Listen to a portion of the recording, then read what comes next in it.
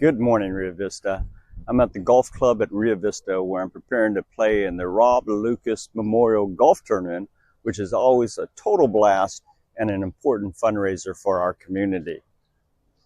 Hey, I'm here with Tim Lucas, local legend. This guy went to Rio Vista High School. Yes, You went grew off up to here. play football at UC Berkeley, right? Yes, Then correct. you went to the St. Louis Cardinals, if I'm correct. Drafted by the Cardinals, Yeah. ended up playing for the Broncos and played in the USFL when I came out of Cal. Yeah, that's So pretty spectacular. hung in there.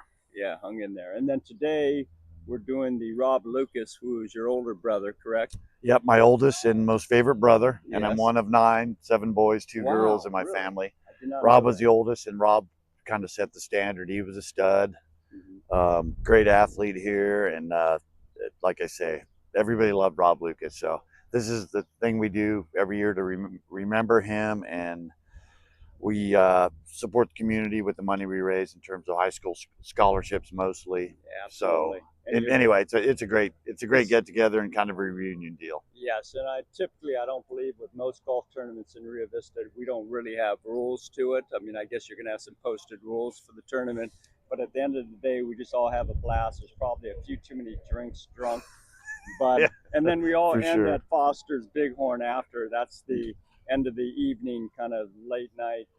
That's the One and done. tradition. One and We done. just Of have course. one, and that's it. Yeah, that's exactly right. Yeah. And And so, how long has this tournament been going on for? that's a good question. I think we started it in 2008, Oh, wow. and so it's coming up on 20 years. We had a couple of down years for COVID where we didn't have it, so Sure. we started up again 3 years ago, and it's just Mike. I talked to Mike Lara, who does this with me. Laird's Supermarket, great people, always supporting the community. But we said, hey, let's give it a shot. If we get 60 players, we'll do it. We ended up getting 120. Yeah, So that's awesome. And every year, so I it's think great. it always happens It's that popular, way. and it's a great Yeah. way to just see people. A lot of these people I see once a year when they come out here. But it's Well, that's awesome. And you live in Denver now, so and you I make live the in trek. Denver, but yeah. So I'm back here quite a bit too. Yeah. So, Well, but anyway, that's spectacular. great way to support the Yeah. community. Well, thank you for supporting the And community. thanks for all Appreciate you it. do, Edwin. Yeah, thank Appreciate you. Back to this past week's council meeting, which was to establish garbage collection and disposal rates.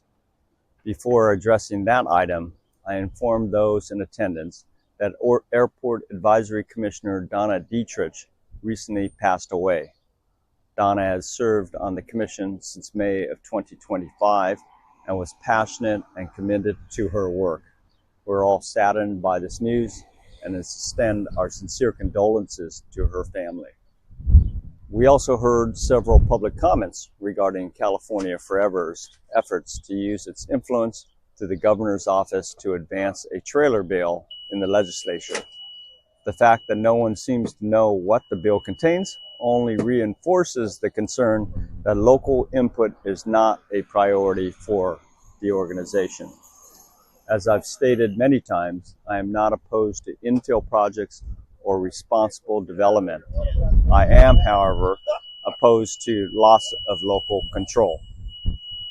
When local agencies that will be directly affected are excluded from the process, there will inevitably be both known and unintended consequences, especially with development of this magnitude.